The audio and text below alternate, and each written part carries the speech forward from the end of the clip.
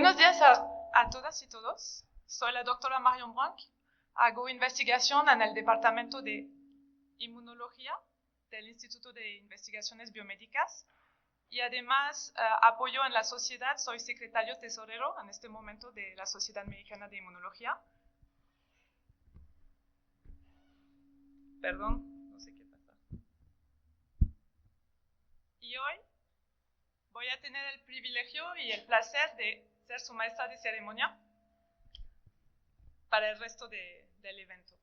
Entonces, cuando le pregunté a la siguiente ponente qué debería de decir acerca de su bio, si había algo que quería que resaltáramos, dijo, tú digas lo que quieras, pero no olvides mencionar que soy orgullosamente mexicana. La doctora Guzmán está trabajando en Nueva York y desde varios años ya es miembro activo de la Sociedad Mexicana de Inmunología y siempre es un placer recibirla a casa. Adelante.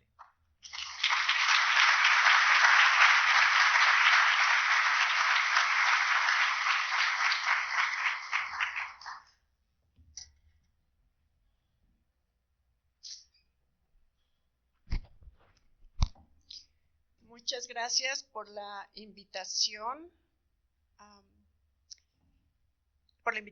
And before I start, I would like to apologize to Dr. Butler. I will be giving the presentation in Spanish, in Spanglish, but all my slides are in English, and because I know you know the topic, so I know you will follow along, but I will give my best to give my presentation in Spanish. Buenos días a todos. Como dijo, voy a tratar de dar mi presentación en español o en Spanglish, pero estoy muy contenta de compartir este foro y esta festividad con ustedes. En la conversación quise presentar un poco de historia, platicarles de por qué me emociona tanto la hematología y la inmunología. Las dos cosas para mí van de la mano, no las podemos separar, pero me gusta mucho hablar de la historia. ¿Por qué? Porque ha habido muchísimos cambios y aparte de que de cierta forma me convertí parte de la historia y la quiero compartir. Estas son mis disclosures, que no tienen mucho que ver con la plática, excepto de que parte de la historia que les voy a contar fue parte de un convenio que hicimos con la compañía llamada Selectis. Este quote de Connie Eaves me gusta mucho. Ella es una hematóloga muy reconocida, fue una hematóloga muy buena reconocida, y ella describía la hematología como la combinación de la casualidad con la oportunidad y la explotación de nuevas herramientas. Y espero que al final de mi plática los pueda convencer de eso. Cuando hablamos del sistema hematopoyético, y me gusta, ustedes ya saben esto, pero me gusta todas las veces verlo y revisarlo. ¿Por qué? Porque si nos ponemos a pensar, cuando en esta media hora de la que les voy a platicar, nuestro cuerpo va a estar haciendo 5 billones de eritrocitos, 2.5 billones de neutrófilos, 0.2 billones de plaquetas. Mientras estamos así sentados, ni siquiera pensando que nuestro cuerpo está trabajando arduamente en mantener estas células hematopoyéticas. Y estas células tienen una sobrevida muy pequeña, o sea, se tienen que estar reanudando rápidamente. Y esto llevó a muchas preguntas desde hace mucho tiempo. No somos los únicos fascinados con la sangre, además de los vampiros, claro. Pero lo quiero poner en el contexto de ciertas cosas que estaban pasando hace mucho tiempo, como para traernos en perspectiva qué estaba pasando en el mundo. En 1903, cuando los hermanos Wright estaban aprendiendo y haciendo su primer vuelo exitoso, poco después, Alexander Maximov se preguntaba acerca de la sangre y fue el primero en postular que la sangre, que las células de la sangre, tan diversas que eran, deberían de venir de un progenitor común, de una célula común, y que lo único que cambiaba era el microambiente. Ahora, él lo propuso, pero en ese tiempo no tenía cómo demostrar que esto era cierto. caminamos rápido por el tiempo. ¿Qué pasa? Llega la Guerra Mundial. Y con la Guerra Mundial vino la bomba atómica. ¿Y qué pasaba entonces? Estaban todos muy preocupados por el problema de la radiación.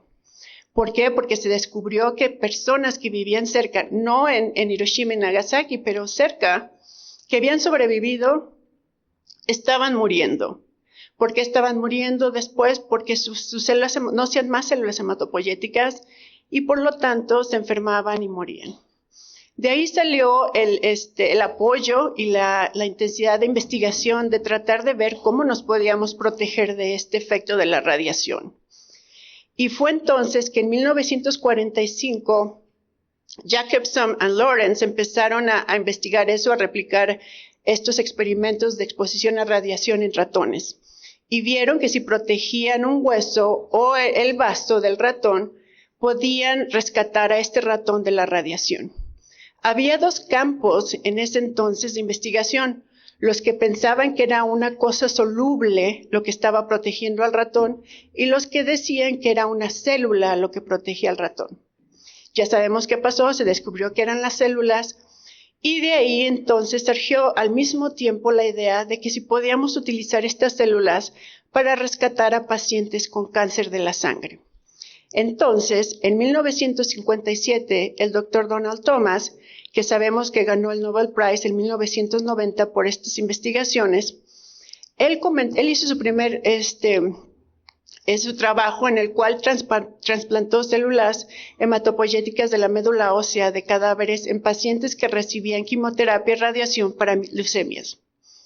Claro que no fue muy exitoso en ese tiempo porque sabemos que los trasplantes son complicados, pero fue el primer intento de ver cómo podíamos utilizar estas células para salvar vidas.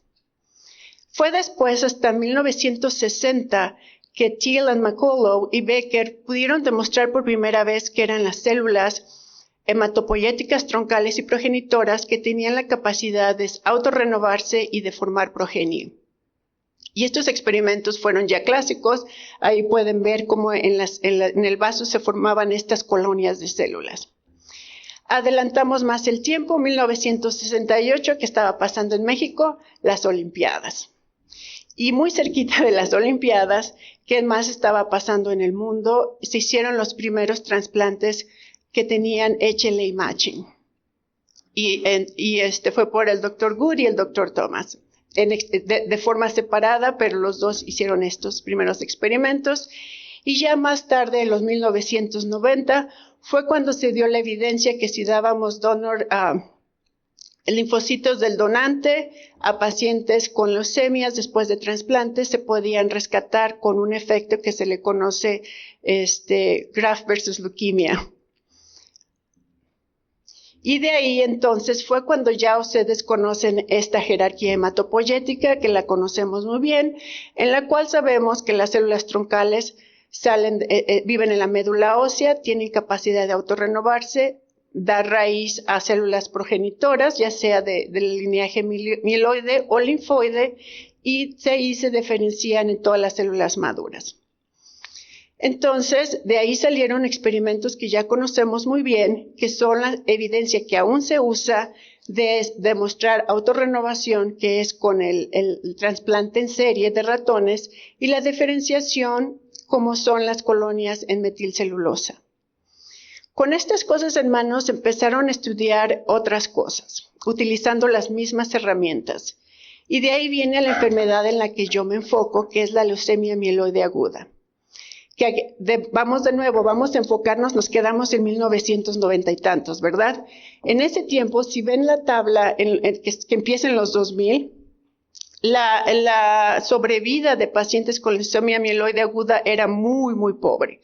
Estamos hablando de menos del 5% para adultos mayores de 65 años y para los jóvenes era menor del 50%. Y en ese entonces también se consideraba que la terapia de inducción, que era citarabina con hidroribosina, era exitosa. Me pueden decir, ¿cómo que es exitosa? Teníamos una sobrevida tan baja, pero a lo que me refiero que era exitosa, porque no cambió por más de 40 años era porque la mayoría de los pacientes podían llegar a remisión completa. Sin embargo, la mayoría de esos pacientes eventualmente iban a recaer y a morir de la enfermedad. Pero como los pacientes podían llegar a remisión, esa terapia se quedó por muchos años sin cambiar y aún se usa hasta la fecha. Y la sobrevida ha mejorado, pero pueden ver, aún es muy pobre. Fue entonces que John Dick y su grupo empezaron a planear y pensar, ¿de dónde empieza la leucemia mieloide aguda? La pregunta era, ¿podemos usar los mismos principios que sabemos de las células hematopoyéticas troncales para entender y estudiar cómo funciona esta enfermedad? Y lo que hizo, lo pensamos ahora, fue relativamente simple. Sacó la médula ósea de pacientes con leucemia mieloide aguda, separó las células con fenotipo troncal hematopoyético y preguntó, ¿qué pasará si las inyecto a un ratón? ¿Serán células normales hematopoyéticas o qué pasará? Lo que él descubrió en 1994 fue que lo que pasa, que estas células tienen la capacidad de recapitular leucemia mieloide aguda en el ratón. Lo que fue la primera evidencia que las células troncales leucémicas existían, con propiedades idénticas que las troncales normales de autorrenovación y de dar progenie. En este caso, la progenie eran leucemia y blastos. Y ahí vengo yo, muy inocente, yéndome a la Universidad de Kentucky en 1997, apenas ayer. Y tenía yo 5 años, por si preguntaban, no es cierto. ¿Y cómo era el ambiente? En ese tiempo, cuando yo llegué al laboratorio de Craig Jordan, las células troncales hematopoyéticas leucémicas se acababan de descubrir. Y sabíamos que el fenotipo era idéntico a las normales, C34 positivas, C38 negativas, HLA-DR negativas. Llego al laboratorio y me dice, Craig, tu proyecto va a ser encontrar diferencias moleculares entre estas dos células para ver cómo podemos matar a la leucémica troncal sin lastimar a la hematopoyética troncal normal. Y yo dije, sí, qué padre, vamos a hacerlo. Pero muchas personas, aunque no lo crean, cuando yo estaba en el posgrado, estudiando el doctorado, se reían de nosotros, decían, ustedes están pero sí loquísimos, porque la leucemia mieloide aguda es muy heterogénea, los pacientes son muy distintos, ¿cómo van a encontrar una célula troncal y cómo la van a matar de forma específica? Sin embargo, dijimos, bueno, adelante, vamos a seguir. Y fue entonces que descubrimos CD123 como marcador que podía distinguir las células troncales leucémicas de las células troncales normales. Y de ahí ya salieron bastantes marcadores hasta la fecha y siguen saliendo de que pueden haber diferencias de distinguir una población de la otra. Ahora, lo que pasa es de que estas diferencias no son universales. Hay pacientes que van a tener sobreexpresión de alguna, pero no de la otra. Y eso representa otras desventajas y desafíos que aún estamos viendo para esta enfermedad. Pero ¿cuál es la implicación clínica de estas observaciones? Las implicaciones son de que cuando un paciente llega a la clínica, lleva la terapia de inducción, los blastos desaparecen, las células hematopoyéticas troncales normales empiezan a aparecer y es cuando el paciente está en remisión. Sin embargo, sabemos que queda enfermedad residual y por eso hay toda una línea de investigación para estudiar la enfermedad residual. Y sabemos que eventualmente el paciente va a recaer. La hipótesis era de que la razón de que los pacientes recaían era porque las células troncales leucémicas no se podían eliminar. Y nosotros pasamos bastante tiempo demostrando eso con otros investigadores también. Y de ahí salió todo el esfuerzo de tratar de buscar diferentes formas, de buscar diferentes blancos y diferentes pathways que nos pudieran decir qué se puede atacar para forma de llevarlo a la clínica. Y aquí está una lista de diferentes mecanismos. Aquí también pueden ustedes ver, hemos publicado en todos estos diferentes mecanismos, los cuales varios de ellos los hemos llevado a la clínica. Pero el día de hoy les quiero hablar del mecanismo del mecanismo que tiene que ver con la inmunología, que es cómo podemos utilizar el fenotipo único de las células troncales leucémicas como blanco. Y de ahí regresamos a CD123. CD123 es el receptor alfa de la interleucina 3 y claro, el ligando es la interleucina 3. Cuando pensamos en un marcador que tenemos que utilizar para concepto de llevarlo a la clínica, hay que pensar en los factores que tener en consideración, y uno de ellos es cuál es la expresión de este marcador en células normales.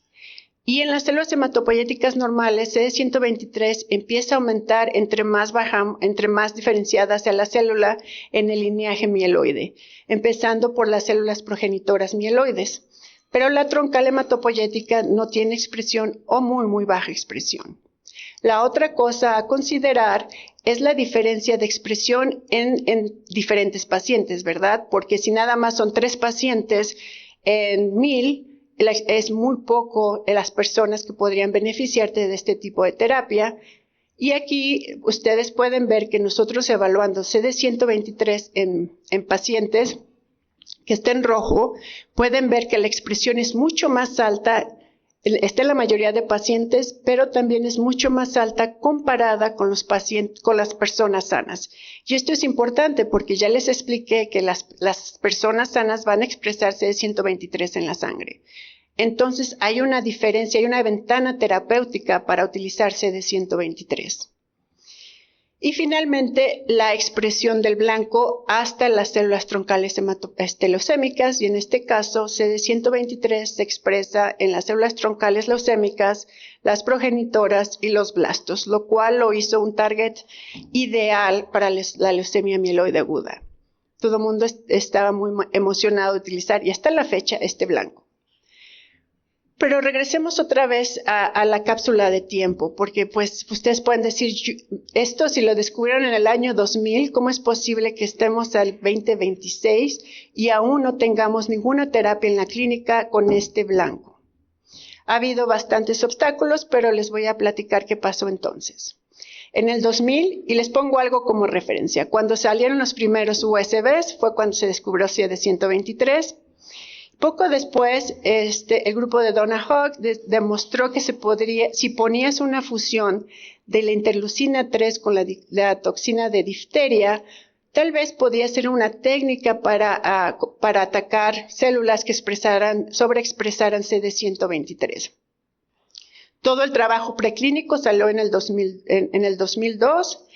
Y pasó el tiempo, salió Facebook en el 2004, siguió pasando el tiempo, y en el 2009 John Dick y su grupo demostró que también podías utilizar anticuerpos que bloquean CD123 como un blanco terapéutico.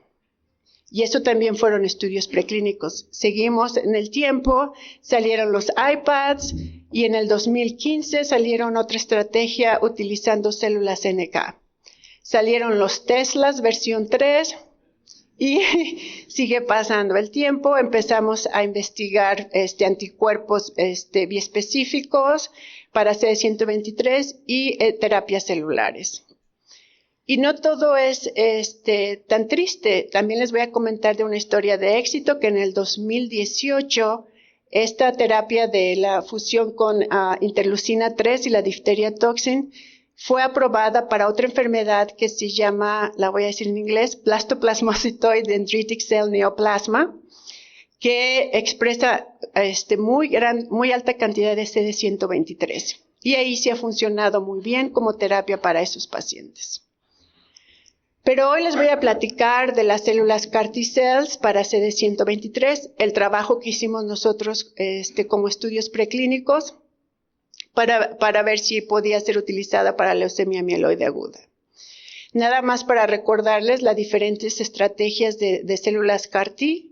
La que más conocemos son las que son autólogas, en las cuales las células T se sacan del paciente con cáncer, se les hace la transducción para que expresen el CAR y después se ponen en el mismo paciente. Como esto vemos que no es viable para muchos pacientes, por ejemplo, los de leucemia mieloide aguda, no tienen muchas células T y las pocas que tienen sabemos que no funcionan muy bien. Por lo cual se ha pensado en los CAR T-cell halogénicos, en los cuales las células T se sacan de un paciente sano, se transducen, se hace match con el paciente de cáncer y se le ponen al paciente. Los obstáculos aquí que no es tan fácil encontrar match para todas las personas que necesitan este tipo de células. Por lo cual se ideó lo que se le llama la terapia universal de células CAR-T. La idea de estas terapias es de que salen las células T de un paciente sano, se transducen, pero se tienen que modificar genéticamente para disminuir el riesgo de la enfermedad, y no importa cuántas veces me lo recuerden, siempre se me olvida, graft versus host disease, de Westpert contra hospedero, ¿verdad? De Gerto contra hospedero, se me olvida todo el tiempo. Me disculparán por eso. Entonces, se amplifican, pero se pueden congelar varios viales y por eso se vuelve universal y eso es lo que se le llama de off the shelf. Se puede utilizar para muchos pacientes con la enfermedad. Con esta esperanza y con el deseo de saber si verdaderamente atacando CD123 podríamos eliminar células troncales leucémicas, decidí embarcar en esta aventura con la compañía Cellectis en una colaboración que hicimos juntos para ver si esto podía funcionar para la leucemia mieloide aguda. Esta terapia tiene características muy específicas. La primera tiene como blanco CD123. Segunda, tiene 2 señales coestimulatorias, quiere decir que es de segunda generación. Y lo más importante es que es un knockout del TCR alfa y beta para eliminar el riesgo de graft versus host disease. Y lo último era esta característica que de safety que nos permitiría eliminar estas células CAR en caso de que hubiera un riesgo. Y estas células podrían ser sensibles al tratamiento con rituximab en caso de que las quisiéramos eliminar después. Entonces, me voy a referir a estas células como UCAR123, como células universales. Lo primero que hicimos, claro, fue demostrar su especificidad in vitro y aquí les muestro unos ensayos de colonias que de nuevo nos muestran que es específico a células progenitoras. Y pueden ver ustedes aquí que el UCAR123 puede eliminar las células leucémicas sin afectar las células, y cuando no tiene el CAR no afecta las células leucémicas. Cuando vemos las células normales, ustedes pueden ver cómo se espera que si entre más células CAR usamos, empezamos a afectar el desarrollo de las células mieloides. ¿Por qué? Porque estamos eliminando algunas de esas células troncales mieloides. Progenitoras mieloides. De ahí fuimos a hacer estudios de xenotrasplante con células de pacientes con leucemia, comparamos el UCAR123 con las knockout control, con la citarabina, que es la terapia que se usa en la clínica, y el tratamiento salino. Monitoreamos los ratones después de mucho tiempo, y ustedes pueden ver aquí que las células CAR funcionaban muy bien a las 2 dosis diferentes que usamos comparados con los controles. Pueden ustedes también observar en la línea azul que utilizando la terapia que se utiliza en la clínica, hay un beneficio muy corto de sobrevida como base en la clínica. Funciona, pero no funciona muy bien. Pero los CAR-T funcionaban muy bien. Sin embargo, teníamos la duda de que, pues, si no detectamos las células leucémicas en la sangre, si era esto por la técnica, porque si ustedes ven el ejemplo con citometría de flujo, se ven muy pocos puntos, pero son puntos que decimos son células humanas. Pero no podemos distinguir si estas células humanas son de las células CAR o si son de las leucemias. Por lo tanto, desarrollamos un ensayo de PCR digital en el cual podíamos evaluar enfermedad mínima residual al mismo tiempo de evaluar las células CAR. Y vimos 2 tipos de comportamiento en el cual si las células CAR desaparecían, la enfermedad regresaba y como pueden ver sacrificamos el animal y el animal tenía leucemia, como se ven en las gráficas rojas. Si las células CAR persistían, la enfermedad se eliminaba, el ratón sobrevivía y en azul pueden ver que había células T, células CAR que se podían detectar. Sin embargo, cuando queríamos llevar esto a la FDA para que pudieran aprobar nuestro estudio de fase 1, en la clínica querían que nosotros demostráramos que no habría toxicidad o riesgo para los pacientes eliminando todas las células mieloides. Entonces empezamos a decir cómo sería un ensayo, un experimento que se acercara más a lo que vemos en los pacientes. Y lo que hicimos fue generar un ratón quimérico en el cual pudiéramos ver las células normales compitiendo con las células leucémicas. La diferencia que usamos fue una diferencia de haplotipo para poder distinguir estas células en forma experimental. Y ustedes pueden ver en esta gráfica que cuando utilizamos HLA-2, se pueden distinguir bien las células leucémicas de las normales. Y pueden ver también ustedes que la expresión de CD123 en el Y-axis se ve mucho más alta en las células de AML que en las células normales.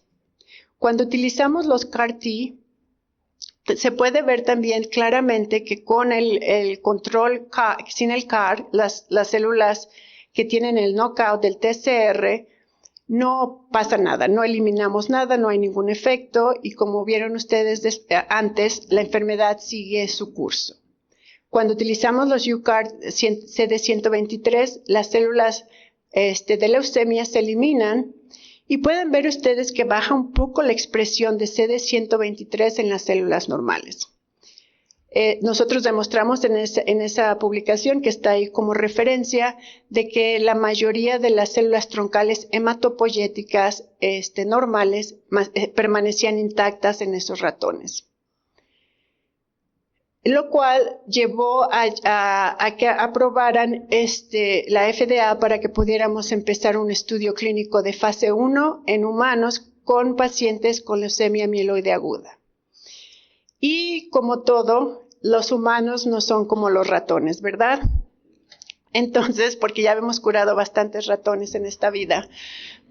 Pero lo que vimos, lo que aprendimos con este estudio clínico, y este fue el segundo intento, porque el primero fue un poco diferente, hubo varios obstáculos, pero este estudio que se hizo multicenter, que se llama AMELI-01, fue que salió a la luz que lo que se necesitaba para que estas células UCAR pudieran sobrevivir un poco más era agregar alemtuzumab, que tiene como blanco CD52, al régimen de linfodepresión.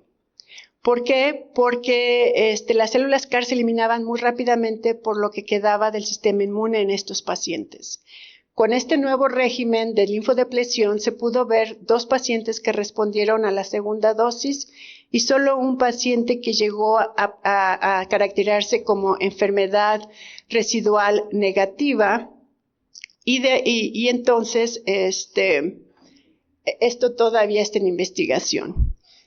Desafortunadamente, esta estrategia no va a funcionar por sí para la leucemia mieloide aguda. Y hay, hasta la fecha ya hay varias terapias, varios blancos que se están probando en la clínica utilizando CAR T-cells para leucemia mieloide aguda que no han funcionado. De diferentes tipos, con trasplante, sin trasplante, pero hay muchas cosas que considerar específicamente para la leucemia mieloide aguda. Yo siempre digo, cuando hablamos de células CAR-T, siempre decimos la introducción, todo el mundo dice, las células CAR-T han sido exitosas en cánceres hematopoyéticos, cánceres de la sangre, pero no en tumores sólidos. Y yo digo que no estoy de acuerdo porque la leucemia mieloide aguda es una excepción y aún tenemos que trabajar duro para esa enfermedad. Ahora, como mis pensamientos finales, y estos son mi opinión, full disclosure, pero me preguntó me pidieron Eva y Marion que diera mi perspectiva, mis pensamientos en cuáles son los obstáculos que tenemos al frente. Primero, ¿qué es lo que está ahorita en progreso? Nosotros y otros grupos estamos estudiando otros blancos. Estamos estudiando, tratando de entender qué hay en las células T de los pacientes con leucemia, por qué fallan y el proceso de transformación, porque a lo mejor podemos intervenir mucho antes de que el paciente desarrolle leucemia, con terapias con combinación, utilizar mutaciones en células T, por ejemplo, las mutaciones de hematopoiesis clonal. Eso está en progreso, pero ¿qué es lo que me emociona de ver al futuro? Lo que me emociona son los nuevos progresos, por ejemplo, ya han ustedes visto de los in vivo CARs. Podemos hacer CAR T-cells in vivo, inyectando nanopartículas a pacientes, y eso se ve muy prometedor con pacientes con inmunodeficiencias. Pero también hay muchas cosas que se podrían hacer en un futuro, y el mejor ejemplo fue el COVID, que dio a luz a este tipo de terapias. Lo segundo que también me emociona mucho es el nuevo concepto de lo que se le llaman células hematopoyéticas troncales con memoria inmunológica, inflamatoria. Y eso es muy emocionante porque se propone que las células troncales hematopoyéticas recuerdan estos impactos de inflamación y pueden responder más rápidamente, lo cual va a tener impacto en el progreso de la enfermedad y también cómo se puede entender respuestas inmunes. Ahora, estamos en el presente. ¿Qué está pasando? Vamos a tener nuestro mundial muy pronto aquí en México, Estados Unidos y Canadá. Pero todavía tenemos muchos desafíos, y uno de los más grandes que yo creo que afecta a México y a Latinoamérica y al mundo es el acceso a terapias CAR-T. También la heterogeneidad genética, lo que nos exponemos, porque esto también contribuye a las respuestas inmunológicas. La célula de origen y también lo que le llamamos el immune fitness. Y ya para cerrar, este es mi grupo. Sin ellos no podemos haber hecho nada de lo que yo les conté. Y como les digo, soy muy orgullosamente mexicana. Cada año celebramos el Día de Muertos con mi equipo. Y ahí hay unos ejemplos. Todos ya están acostumbrados a pintarse la cara de blanco. Y con eso termino. Muchas gracias por su atención.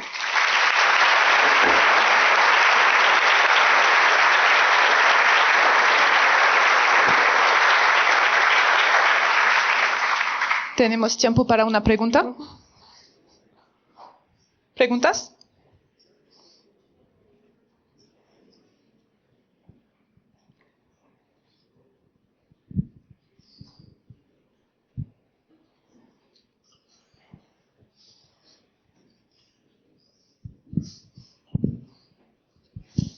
Hola, buenos días, doctora Mónica. Me gustó mucho su plática. Muchas gracias. Y mi pregunta es de las CAR-Ts in vivo. También me gusta mucho ese enfoque, pero una de las cosas que me preocupan es que pues cuando tú haces CAR-Ts in vivo vas a activar células T masivamente, y eso podría incluir algunas clonas que sean autoinmunes. Entonces no sé qué tantos estudios o qué medidas de seguridad se podrían tomar para evitar justamente eso. Mira, es por esto que apenas está en pañales, pero es muy prometedora, ¿verdad? Porque ya tienes las nanopartículas que se cubren, se decoran con anticuerpos para que puedan guiarse, en este caso, a células CD8. Pero ahí es donde ustedes vienen, los jóvenes. Y como te digo, ustedes van a tener nuevas herramientas, y lo que tú puedes codificar o planear en esta nanopartícula es infinito, ¿verdad? Porque podrías poner genes de que pudieran proteger, que las pudieras eliminar. Para el cáncer va a ser un poco más difícil.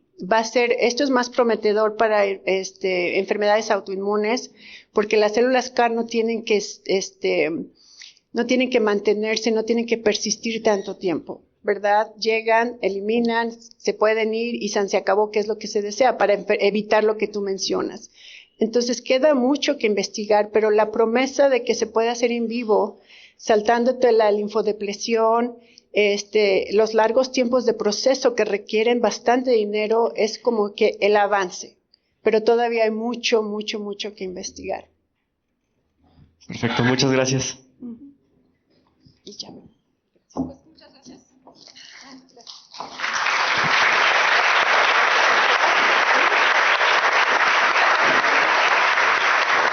Muchísimas gracias, Mónica.